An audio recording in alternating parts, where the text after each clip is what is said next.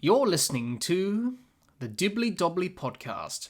Remember to like, share, comment, subscribe, and click the bell to make sure you get the latest episodes of the podcast. Be sure to like and share our Facebook page and follow us on Twitter and on Instagram. Hi everyone and welcome back to another episode of the Dibbly Dobbly Podcast. And on today's episode of the podcast, we're going to be previewing the Ashes series for 2023 between England and Australia. And this Ashes series in 2023 is going to be probably one of the most exciting Ashes series in living time. The way England are playing with BazBall at the moment, the Australians being a good side, coming off the WTC final victory over India. Everyone's saying, can England win the Ashes by playing BazBall, or will Australia be able to tame BazBall and win the Ashes for the first time in England since 2001. So it's going to be an interesting series. It's going to be an unpredictable series. It's going to be a great series. I think we're going to see some great cricket. Hopefully it's an entertaining series and may the best team win. So in this episode of the podcast today, we're going to be talking about the Ashes series. We're going to be talking about England and Australia. How will they go about it in trying to win the Ashes and claim victory in this Ashes series. So, let's get into it. And first of all, let's talk about the fixture for this Ashes series. Now, for the 5 test matches in this Ashes series, all 5 test matches will be played at the same venues as they were in 2019 during the Ashes series in England in 2019. So the first test match will be at Edgbaston. They'll be on June the 16th. The second test at Lords, June the 28th. Third test at Headingley, July the 6th. Fourth test at Old Trafford, July the 19th. And the fifth and final test of the series, always played at the Oval. That will be July the 27th. So a bit of an earlier start to this Ashes series. Usually the Ashes series in England usually starts in around about July, August, that period. But a little bit earlier this year, starting in June, which is unusual. So that's the fixture for this Ashes series. So mark those dates in your calendar so you don't miss out on those test matches. So those are the venues hosting the 5 test matches of this Ashes series in England for 2023. Now let's talk about the test stats between Australia and England over the years. These two teams, the two oldest test playing nations in the world. Let's have a look at their statistics over the years in Test cricket. So head-to-head in Test matches overall, England, they've won 108 Test matches to Australia's 140. Both teams' records in England in Test matches, England have won 53, Australia won 51. Leading run scorer is the great man himself, Sir Donald Bradman, 5,028 runs for him. Leading wicket taker, the great Shane Warne, 195. Most dismissals, Ian Healy with 135. Most catches, Ian Botham with 54. Most matches, Sid Gregory, 52. And the first test match that Australia and England played was back in 1877 at the MCG, which was the first ever test match in the history of Test cricket. So, those are some of the test stats between England and Australia over the years in Test cricket. Now, let's talk about how England and Australia will go about things in this Ashes series, talk about the squads, and talk about their batting and bowling. So first of all, let's start with the home side, England, and their squad they've selected for the first 2 Test matches of this Ashes series. So their squad for the first 2 Test matches of this series is Ben Stokes, Moeen Ali, James Anderson, Johnny Bairstow, Stuart Broad, Harry Brooks, Zach Crawley, Ben Duckett, Dan Lawrence, Ollie Pope, Matthew Potts, Ollie Robinson, Joe Root, Josh Tongue, Chris Wokes, and Mark Wood. That's the squad that England have selected for the first 2 Test matches of the series. Now, the only change from the squad originally is Moeen Ali's back into the side, coming out of retirement, and Jack Leach has been ruled out due to a back stress fracture in his back, which he sustained during the Test match against Ireland. So Moeen Ali's back into the squad. He hasn't played a Test match for a couple of years now, or a first-class match, let alone. He's been retired, obviously, Moeen Ali, and playing one day in T20 cricket for England. But he's back into the side in place of Jack Leach as the spinner for England. So that's the only change that England made to the squad originally. This England team, most of the England squad that played in the last Ashes series in 2021-2022 in Australia, were a team that were down and out. They lost 4-0 in that series. England won one test match out of 17 during that period. And it was a very difficult, turbulent period in the England camp. But since then, they got a new captain in Ben Stokes, new coach in Brendan McCullum, and everyone thought, are they going to turn things around? And lo and behold, since they've come in over the last few months, they've definitely changed things for England. Under Stokes and McCullum, this England team have won 11, lost 2, drawn none in 13 test matches, which is quite a remarkable turnaround. Obviously, the new philosophy with BazBall, of course, which has caught on amongst everyone in the cricketing world. BazBall definitely changing the face of Test cricket as we know it. And pretty much what BazBall is all about. It's about being positive, being aggressive, taking the attacking option, not backing down, and not being conservative. And that's what Stokes and McCullum have instilled in this England team. And pretty much Stokes and McCullum play their cricket like that. Brendan McCullum was that sort of player. Ben Stokes is that sort of player. And the whole of the England team have bought into the philosophy and mentality. And the big question for England going into this Ashes series, and what everyone has been asking, can BazBall be enough to win the Ashes against the quality Australian team and also their bowling attack? We're about to find out in this Ashes series. It's sure to be entertaining, it's going to be fun, but whether or not it's good enough to win the Ashes over 5 test matches is another story. But they're not going to back down, England. They're not going to change anything. You know, Ben Stokes, he's quite stubborn, I think. Watching him in the press conferences in the lead up to this series, talking about BazBall, talking about the philosophy, he's pretty much said we're not going to change anything. Just because it's an Ashes series, which is the pinnacle for an England Test cricketer and an Australian Test cricketer, we're not going to change anything. We're going to play the same style. It doesn't matter if we're playing Australia or any other team, we're going to play the same way. And we're not going to back down from that. So, Ben Stokes to me at times sounds a little bit stubborn, but that's his philosophy, that's his mantra for this England team. And it's definitely working. But will it work against Australia? That's another question. But let's talk about their batters and their bowlers and how will they go about things in this series. First of all, let's talk about their batting group and their batting in this series. Obviously, England's batters have bought into the BazBall philosophy. You only have to look at their strike rates in this BazBall, Stokes, McCullum sort of period. Look at their strike rates. It pretty much shows that they've brought into the positivity, the aggressive approach with BazBall. Ollie Pope, his strike rate is 78. Joe Root's is 76. Harry Brook, 99, his strike rate in this time. Ben Duckett, 97. Ben Stokes, Zach Crawley, 73. And Johnny Bairstow, 109.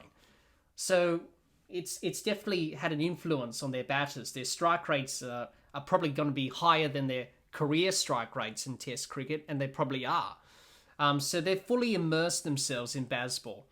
But as we mentioned before, can their batters, England, play BazBall, play this aggressive style of cricket up against Australia's quality bowlers in Cummins, Stark, Hazelwood, Lyon, Scott Boland? Can they do it against them? And that will be the big question going into this series for the England batters. But pretty much what we've seen in this McCullum, Stokes, BazBall, however you like to call it, sort of era or period, they've taken down plenty of bowling attacks. New Zealand had a good bowling attack, obviously. They took them down. South Africa has a good bowling attack. Rabada, Nortje, they took them down. Pakistan's bowling attack was a little bit inexperienced in that series they played in Pakistan, but they took them down. And obviously in the recent test against Ireland, their bowling attack was no match for England's batters.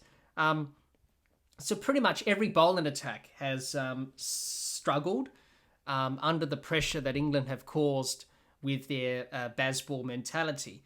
But you would think the only bowling attack that could stop them is the Australian bowling attack. And it'll be interesting to see how they go about that. This England team are capable with the bat, scoring 6 and 7 runs per over, and scoring 500 and 600 runs in 80-odd overs or 90-odd overs is just a remarkable sort of achievement. Recently, in the Test series against Pakistan, first Test match at Rawalpindi, they scored 500 runs on day one on a very flat pitch at Rawalpindi. But to score 500 runs on the first day of a Test match, the only team to do that in Test cricket history, is unbelievable. It just shows that their batters can be dangerous with this mentality, and they can achieve things that no other batting group can. As we know with BazBall, it does have its strengths and weaknesses, and they may come unstuck in this series, England. They could have a batting collapse, and they could get bowled out for maybe under 100 or 100 or something. But I don't think they'll change anything. If they have a batting collapse, they won't change it. As I go back to what I said before, Ben Stokes is a stubborn sort of character, and he will say, nope, we're not going to change anything. We're just going to keep going harder. And that's the same with Brendan McCullum as well. We're going to keep going harder. We're not going to change anything just because it's the Ashes and we had a bit of a batting collapse. So they're really stubborn in their own ways, England. They're not going to change anything. But it's definitely worked. So they are a dangerous batting lineup. There's not many weaknesses, I don't think. There are some weaknesses with their batting in terms of some players' technical aspects of their game. One of the weaknesses I do see from this England side is their opening partnership, and that's Zach Crawley and Ben Duckett. They could struggle against the Australian bowlers up front. The opening partnership for England for some time has been a big problem for them. They haven't really nailed down a stable opening partnership. Probably since when Alistair Cook and Andrew Strauss retired, they haven't really nailed down their opening positions. Zach Crawley's been under pressure. He's been inconsistent. A lot of people said he should be dropped by now because he's not really producing. Well, he has scored a couple of centuries now. He's played some good innings. He played a good innings in Pakistan where England scored 500 runs on day one. He scored a century. But in the last Ashes series in Australia, in 2021-2022, he did struggle against the Australian bowlers. He did get found out with his technical deficiencies, and that will probably be the same case again for Zach Crawley in this Ashes series. But Stokes and McCullum have backed him. They said, we're going to give you a long extended run. We believe in you. You've got talent, and we want you to be a part of this side. Many other fans amongst England fans would disagree with that, but he's in the team, but I think he's going to struggle in this series, and probably the Australian bowlers are going to expose those technical deficiencies in his game. And the other opener, Ben Duckett, is going to be interesting. Ben Duckett, he fits the mould of that BazBall sort of player. Attacking, aggressive sort of player. We've seen him do it in T20 cricket for England and also for his franchises around the world as well. But I think he may struggle against the Australian bowlers. It's the first time he's going to play against Australia. It's the first time he's going to face Cummins, Stark and Hazelwood and Lyon and Scott Boland. Going to be very different to the other bowlers he faced in his career thus far. Interesting stat about Ben Duckett. He's faced 605 balls. Since he's come back into the England team, under Stokes and McCullum, he's faced 605 balls as an opener. And out of the 605 balls, he's only left 8 of them. Now, as a Test opener, that number should be a little bit higher in terms of leaving those balls, because as an opener, you're facing the new ball, You're going to get some good deliveries. You have to respect those. But under the McCullum-Stokes mentality of BazBall, every England batter are thrashing their hands at the ball and throwing their hands at it. And Ben Duckett's one of them. And I think against the Australian bowlers, they will bowl good deliveries to him. He will need to respect those and try to leave them. But that could work in Australia's favour. That could work against Ben Duckett. So the one weakness I do see from England is probably their opening partnership. I think their other batters, their middle order is pretty good. Their tail enders will have a bit of a thrash. But I think their openers, I think that's going to be their real weakness in this series. They're going to struggle up front with the new ball against the Australian bowlers. They're going to be relentless. And Zach Crawley and Ben Duckett, can they get through that tough period? I'm not sure they can. But only time will tell, and we shall see. So apart from the openers and their weaknesses, who else do I see going to stand up for England in this Ashes series with the bat? Well, obviously Joe Root's going to be important. Joe Root provides that stability in the batting order. And Joe Root's done pretty well under the BazBall sort of era. He's averaging 55. He's got a high score of 176, 3 centuries, 942 runs, which is pretty good. That's a pretty good record in this time. So Joe Root's going to be important for England. He's going to be the stability sort of player. He's going to add that stability. He's going to add that calmness in the batting order, because England may lose wickets in a heap, may have batting collapse with the style of cricket they're playing. So Joe Root provides that stability and calmness in the batting order. So he's going to be important, Joe Root. A lot of people said that BazBall doesn't really suit his game, and it probably doesn't really, because I don't think Joe Root's that sort of player. If Joe Root can play the way Joe Root plays, and the other batters around him bat around him and play their own version of BazBall and being aggressive, etc., then I think, that will be Joe Root's role in this batting lineup for England. So he's going to be the key batter for England. He's also going to be the key wicket for Australia as well to try and get out. Harry Brook would be interesting. He's had a great start to his Test career. He's averaging 81, 4 centuries already from his 7 Test matches that he's played during this BazBall, Stokes, McCullum sort of period. He'll be tested against the Australian bowlers. I think he's going to be tested. First time playing in an Ashes series. Hasn't played against Australia before, so he'll be a bit nervous. He's a young player still. He's in his early 20s. First time facing Stark, Cummins, Hazelwood, and Scott Boland and Nathan Lyon. He's come out in the media recently and said, I'm going to take Nathan Lyon downtown and all this stuff which players do. And whenever you do that, whenever you say those things in the media, make those statements and say, I'm going to take down Nathan Lyon, I'm going to take down the other bowlers. Well, obviously, as soon as you say that, you've got to back that up in the field. And you've got to back that up in the middle. Can he actually do that under pressure? I'm not sure. He's a young player. The pressure of an Ashes series is very different to any other sort of pressure. Millions of people will be watching you. So it'll be interesting to see if he can back it up, Harry Brook. But the numbers to his Test career are very impressive, but I do see those numbers probably decreasing in this Ashes series, because he's going to be facing quality bowlers in Cummins, Stark, Hazelwood, Scott Boland, Nathan Lyon. So I think he's going to struggle a little bit maybe, but he's definitely going to be the X factor for England. Sort of like with Travis Head with Australia. He's going to be that X factor sort of player. So it'll be interesting to see Harry Brook and how he goes in his first Ashes series. Ben Stokes, we know what to expect from him. He's going to lead from the front. He's going to show that class and quality as he always does. Under this new sort of BazBall sort of mentality, he hasn't really performed well with the bat, Stokes. He's averaging 36.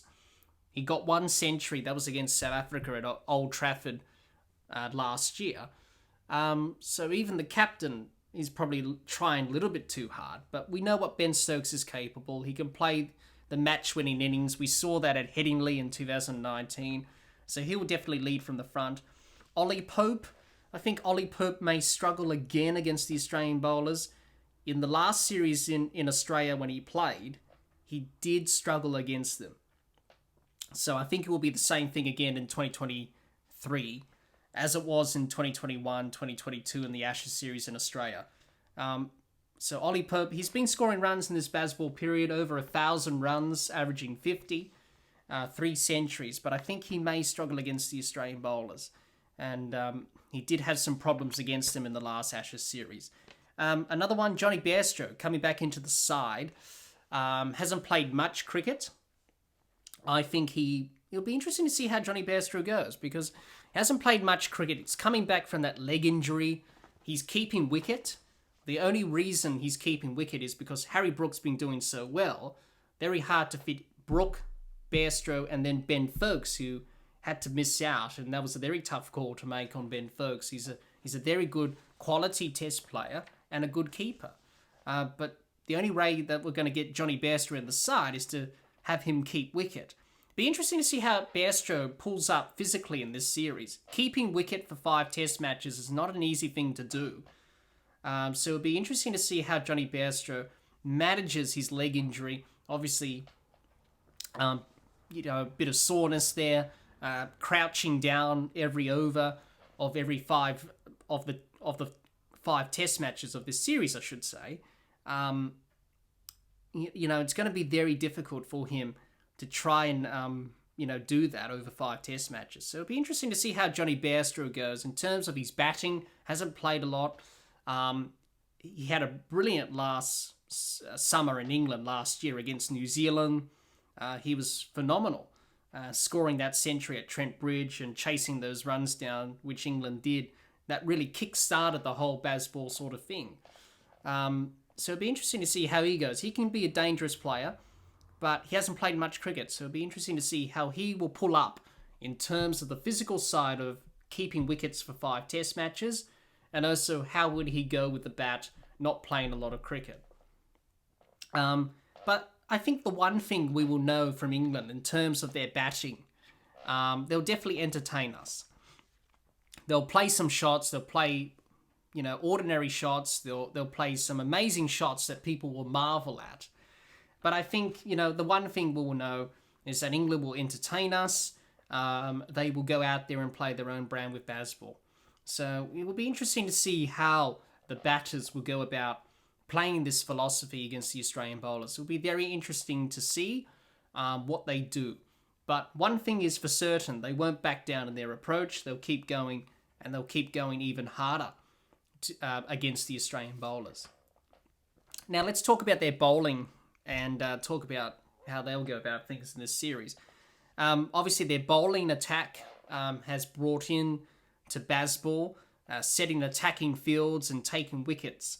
And during the test matches in the series that England have played in this BazBall sort of period, in just about every test match, all the bowlers have taken wickets, and they've taken 20 wickets a test match, which in test cricket, you need 20 wickets to win a test match, and they've done that.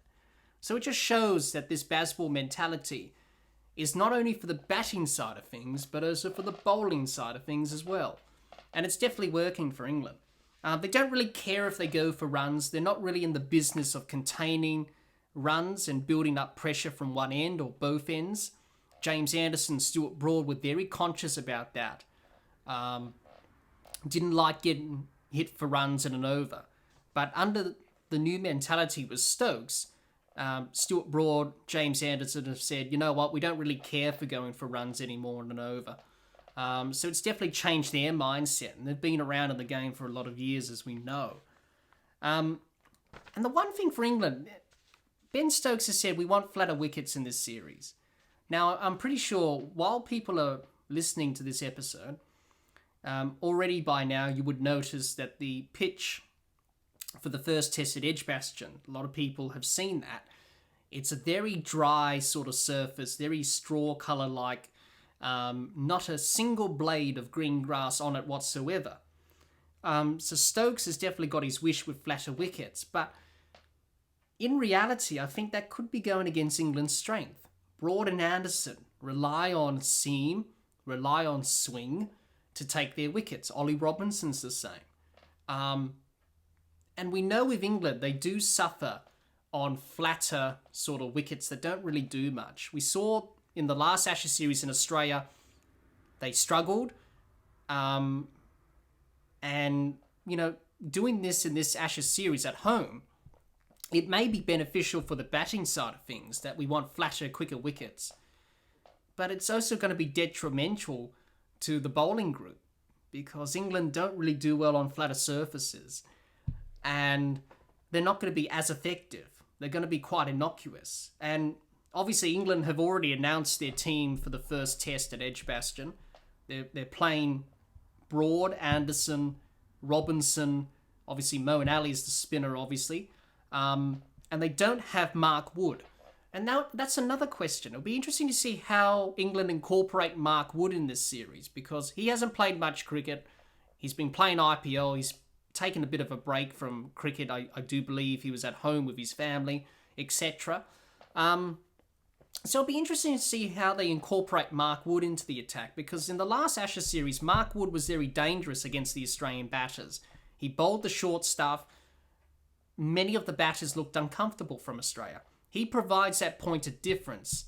Obviously, there was a lot of talk about Jofra Archer. He's injured. He's not going to play in the summer.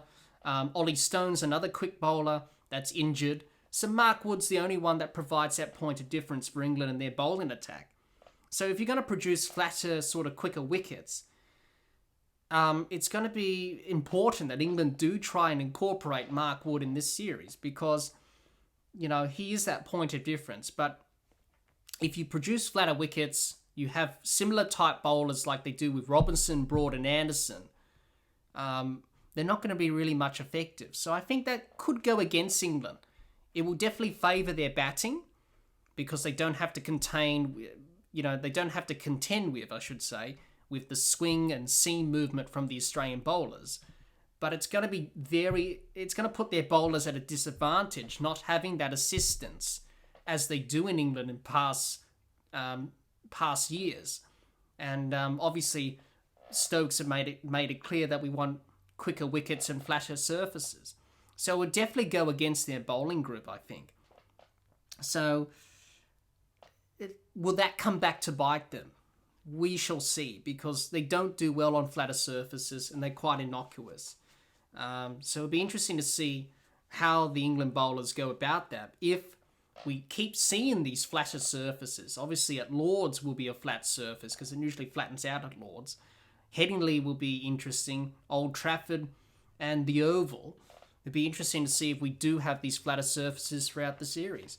And already by looking at the pitch in the first test here at Edgbaston, I think that's going to be the common theme in this series, and it could be very, very difficult for England bowlers to try and take 20 Australian wickets on these types of surfaces, because Australia do well on flat surfaces, because in Australia, wickets are very flat, good for batting, and that's going to be a very, very difficult thing for the England bowlers to contend with. So be interesting to see how England go about that. So the other question is Ben Stokes. Is he able to bowl? Is he going to be fit? He's been bowling in the lead up to this first test at Edgbaston. It'll be interesting to see if he does bowl some overs. He does provide that balance in this England team. So it'll be vitally important for England if he can bowl a few overs, the captain.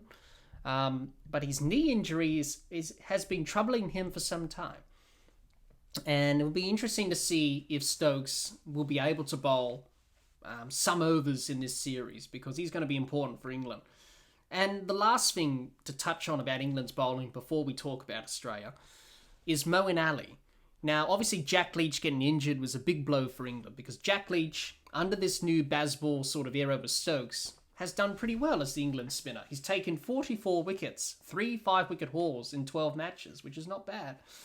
But he's been ruled out of this Ashes series because of that stress fracture that he picked up in the game against Ireland at Lords. That's a big blow for England. They've brought back Moeen Ali. Now, a lot of people have questioned his selection. Now, Moeen Ali hasn't played a first-class match in 2 years because he's retired.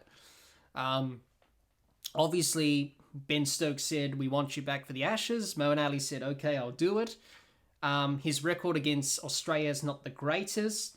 You know, he's averaging 25 with the bat and around about 64 with the ball, which is not very good numbers from Moeen Ali. But in saying that, I don't think Ben Stokes will care about that at all. He'll definitely add some strength to the England batting lineup. He won't be as effective with the ball. I think Australia will definitely go after him and definitely target that. That's definitely the weakest thing in this bowling attack for England is their spin department with Moeen Ali. Now, they may go to Joe Root and they may ask Joe Root to bowl a few overs if Moeen Ali's getting some tap.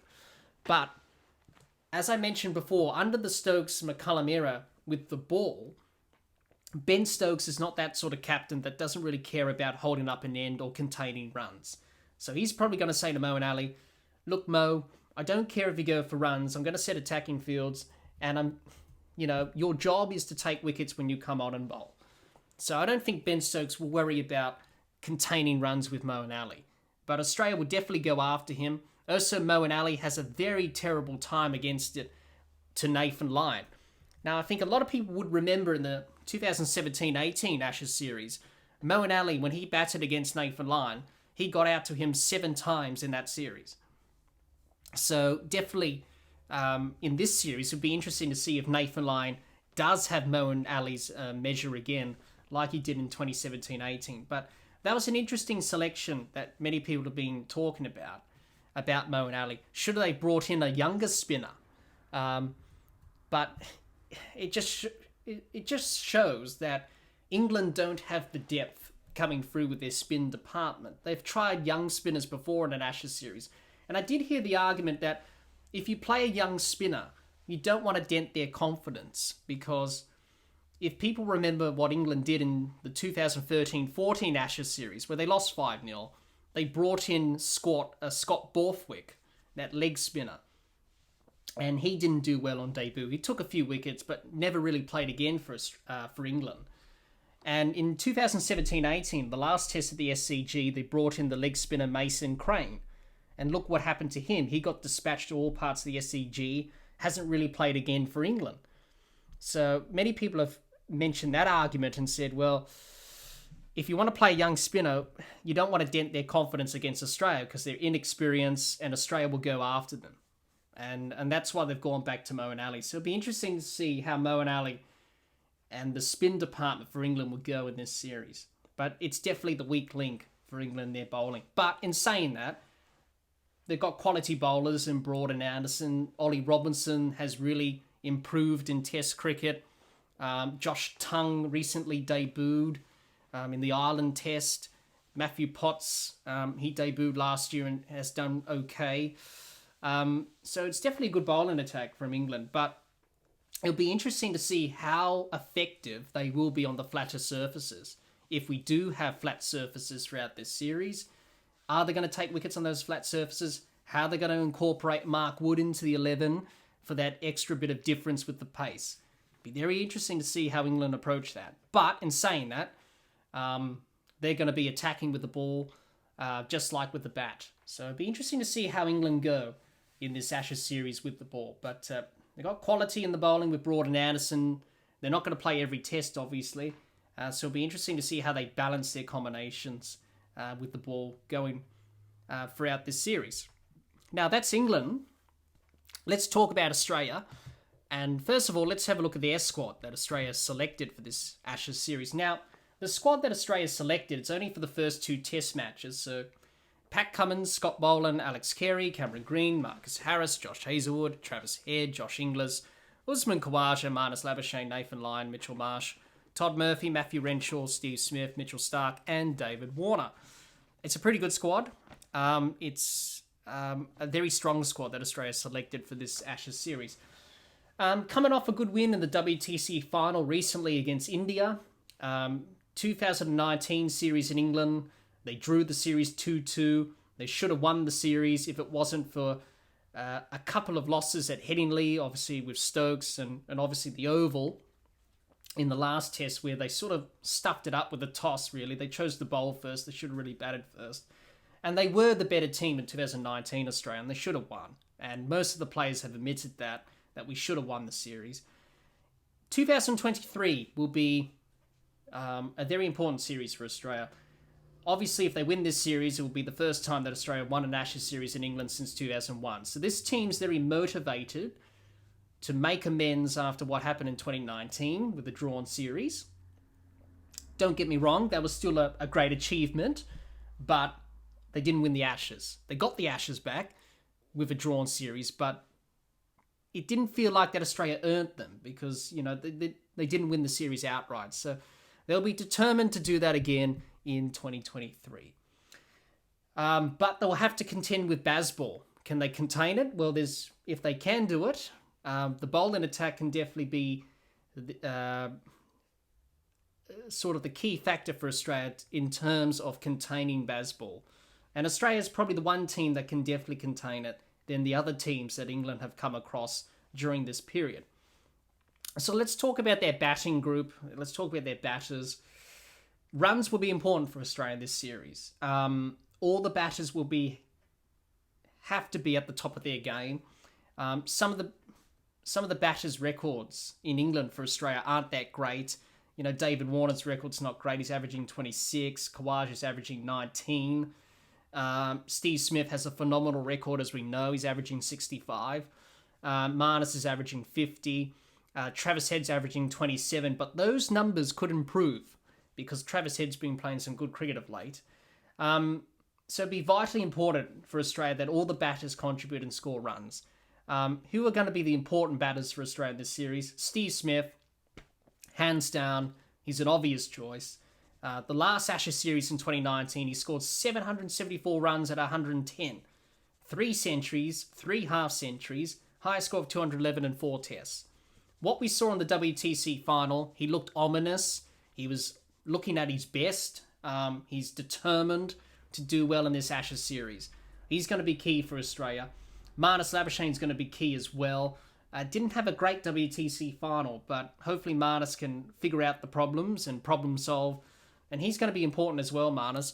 And the X factor, Travis Head. I really do see him as being an X factor for Australia in this Ashes series.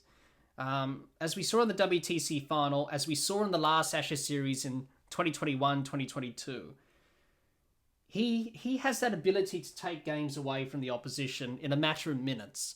We saw that against India in the WTC final. We saw that in the last Ashes series at the Gabba where he made that wonderful century. And we saw that in the last test of that series in Hobart. On a green pitch, he top scored and got another 100. So he's more than capable of doing this, Travis Head. And obviously it's going to be BazBall up against TravBall, isn't it? So I really do see him as the X factor for Australia with the batting because he's the only one Australian batter that can really play sort of like what England are playing with BazBall, obviously, but in his own version, TravBall. The rest of the other batters can bat around that and can do their own thing and let Travis Head do that. So he's going to be the X factor, Travis Head. First innings runs are going to be key for Australia. They got to make the most of the first innings. They can't afford to let an opportunity slip in the first innings. They've got to make it count. They've got to score runs in that first innings. I think, with the bowling attack that they've got, if they can get 350, 400 plus minimum in the first innings, I think they're in a good position. But what's a good score against England? This England side are very unpredictable. They may score 400 one day, and Australia score 400 in their first innings, and England come out and score 400 in like 50 overs or something. So it's very, very hard to get a bit of a gauge on what's a good score against England. But I think for Australia, if they get over 350, 400 plus, they've got to make most of that first innings and really put pressure on England with the ball. So first innings runs are going to be key for Australia. I think the opening partnership is going to be key as well for Australia. David Warner, Usman Khawaja, as I mentioned before, their records are not great in England. They really got to stand up. David Warner's under pressure. We all know that he's been under form. He's struggling, coming towards the end of his career. His record in England's not that great. In the WTC final, he showed some good signs in the first innings and got out to a very ordinary shot in the second innings. Usman Khawaja, a bit of a concern for him. He got out caught behind twice in the WTC final. Didn't really move his feet. Looked at odds in that WTC final. So I think it's vitally important for Australia that the opening partnership, Warner and Khawaja, gets Australia off to a good start. You don't want Marnus Labuschagne or Steve Smith coming in when Australia's like 2 down for 50 odd or something. You want them coming in when the team's 150, maybe 200 on the board, maybe 250.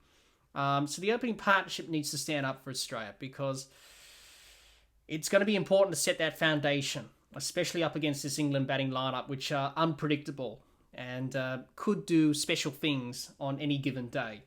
Also, the runs from Green and Kerry are going to be crucial as well.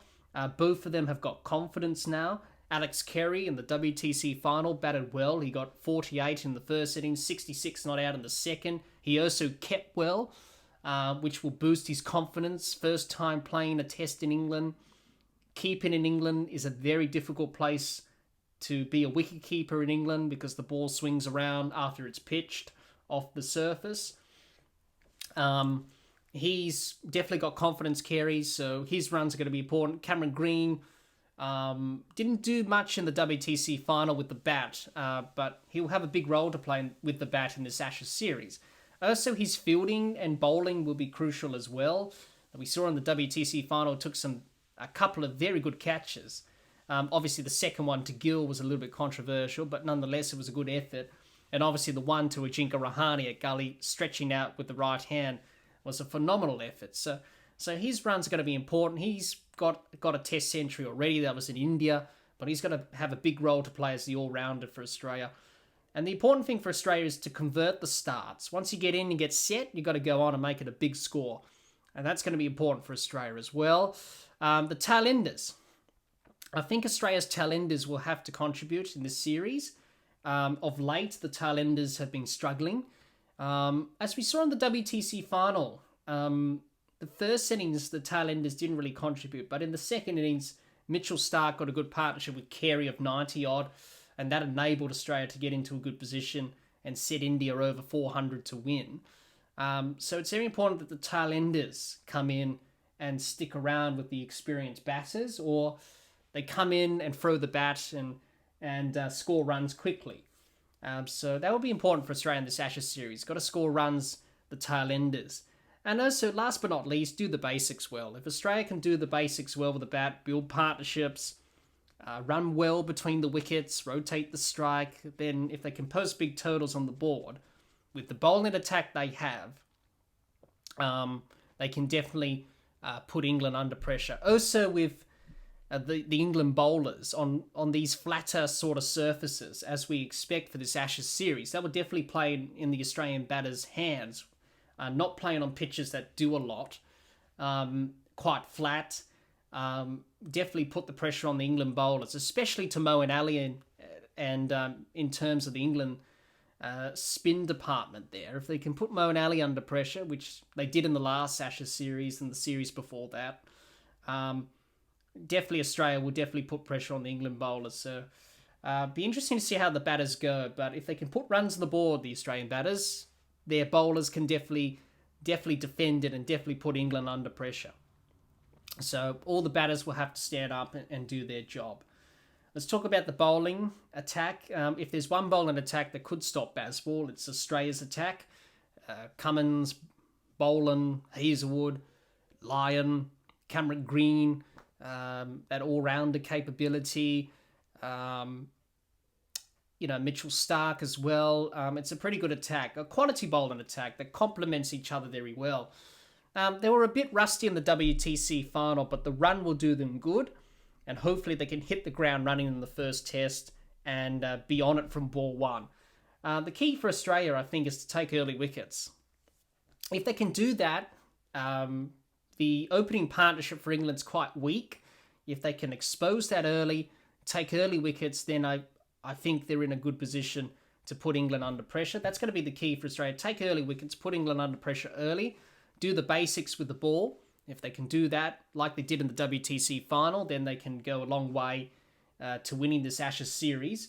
Obviously, restricting runs and building pressure is key against England. If they can cut off England's scoring opportunities, restrict the easy singles, restrict the runs and the boundaries. That will be another key factor for Australia to employ against England. Because with BazBall, England, their philosophy is about scoring quick and all that. If they can restrict that, Australia, then it is going to work in their favour.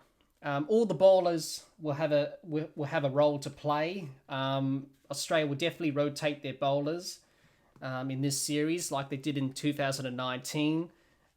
Question marks over Josh Hazlewood's fitness leading into the first test, but Hazlewood has declared himself fit, so it's going to be a tough call at selection there, whether they go with Scott Boland or Hazlewood, or they leave out Mitchell Starc, but it'll be interesting to see what they do there. It'll be interesting to see how the Australian bowlers handle the England batters playing this way. I guess they're sort of used to it, really. You know, in one-day cricket and T20 cricket, bowlers do charge you, so I guess you're sort of used to it. It'll be interesting to see how Scott Boland goes in this series. England may target him, and they'll definitely target him. They'll definitely put him off his line and length, but be interesting to see how Scott Boland handles that pressure. Nathan Lyon is obviously going to be targeted, being the spinner, of course, and obviously Harry Brook recently in the media said, I'm going to go after Nathan Lyon, etc. So it'll be interesting to see how Nathan Lyon goes, but I think Lyon will have the last laugh, I think. Very quality off-spinner, over 480 test wickets.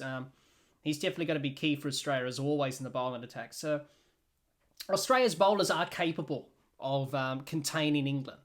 So it will just be a matter of time to see how Australia will go about things with the ball in this series. They can definitely put England under pressure. They can definitely cause some problems. They're a very good attack. So we shall see what Australia do with the ball in this series. But it'll be interesting. But if there's one side to contain BazBall, it's probably this Australian bowling team. And Australian bowling attack. As I mentioned, good attack, quality attack. They should be able to take 20 wickets and put England under pressure. With the way England play, Australia will definitely have a lot of opportunities that will be created. So it'll be important for Australia to take every opportunity that comes their way. They've got to take everything. They've got to catch everything. They can't drop anything.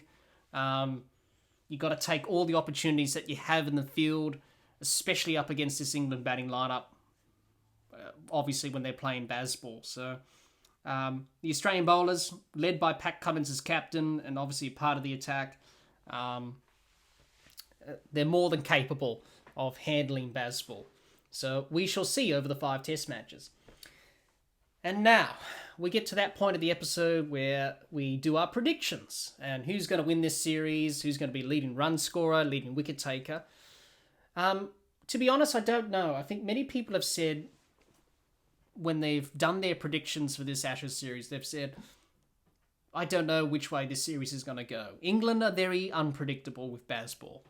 You never know what they're going to do. Australia are a quality side. You know what to expect from them.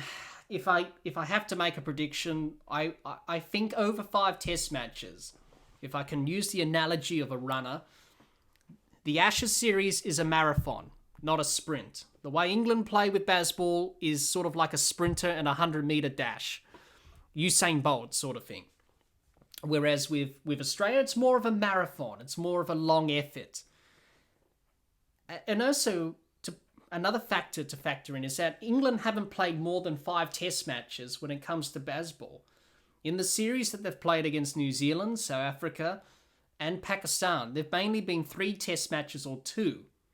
So that's a short period of time, whereas an Ashes series is 5 test matches over a long period of time.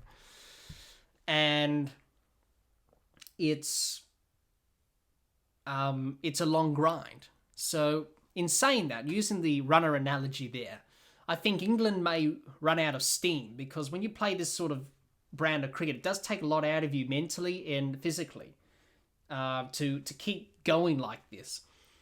So I think Australia will definitely probably win the series, I think. Maybe at least 3 test matches. I'm predicting Australia to probably win 3 test matches, and then England either win 1 or 2. I don't think there's not going to be any draws except for weather. Obviously, Stokes has made it clear that we're not going to play for draws, so we're definitely going to have results. It's going to be a close series. It may come down to the last test. You never know. But I think Australia, over a long period of time, I think Australia, over the 5 tests, I think Australia are the better team in terms of, over a long, slow grind. I think Australia are more capable to win the Ashes than England, because BazBall is all about fast pace. It's all about doing things 100 miles per hour. But in an Ashes series, it's a marathon, not a sprint. So I'm going to go with Australia. Leading run scorer, I'm going to go with Steve Smith. He's going to be key for Australia. He's going to do well, maybe even better his efforts in 2019. We shall see. Leading wicket taker, I'm going to go with Pat Cummins. There's some great bowlers on both sides, obviously, but I think for Australia to win, he's got to lead from the front as captain. And in the 2019 series, he was the leading wicket taker as well, Pat Cummins. I think he took 29 wickets in that series. So he's going to have a good series again, Pat Cummins. So he's going to be my leading wicket taker. So if you're listening to this episode of the podcast on our YouTube channel, do let us know your predictions. Who's going to win the series? Leading run scorer, leading wicket taker, in the comments below. We would love to hear what you have to say. Now, to finish off our preview of the Ashes, my final thoughts and what to expect from this series. I think it should be an exciting series. Can't wait for it to start. Always get excited when it's an Ashes year, Ashes series, especially one in England. This Australian team's a very good team. They're determined. They haven't won an Ashes series since 2001, Australia and England, since Steve Waugh's team. England playing BazBall, going to be entertaining, going to be unpredictable. No one knows what's going to happen. It's going to be an exciting series, and it's going to be great fun. So obviously, for those who are listening to this episode of the podcast, do subscribe to our YouTube channel. We're going to be covering everything there is about the men's Ashes, but also the women's Ashes as well. We're going to be doing some live streams. We're going to have historical series episodes on the Ashes. So make sure you subscribe and click that bell and don't miss out, because it's going to be great fun. Over the next 6 or 7 weeks, it's going to be some late nights in Australia for people watching in Australia. But it's worth it, because it's the Ashes, and it's the greatest sported rivalry in cricket and also in world sport. So it's going to be an exciting series, and it's going to be unpredictable. But what we do know from England, it's going to be one hell of an entertaining series, that's for sure. So bring it on, and may the best team win. And it's vitally important, this Ashes series, for the sake of Test cricket, that we have a good Ashes series. Alrighty then, thanks everyone for listening to our long episode today about the Ashes series, previewing the series. I hope everyone enjoyed it. So a quick reminder for everyone, make sure you subscribe to our channel, YouTube channel, Dibbly Dobbly Podcast. Make sure you don't miss out, click the bell, don't miss out on anything on the Ashes, of course, as I mentioned before. If you want to know everything about the Ashes, the Dibbly Dobbly Podcast is your place to do that. So make sure you subscribe and do all those good things. But thanks everyone for listening. Until next time, keep safe and bye for now.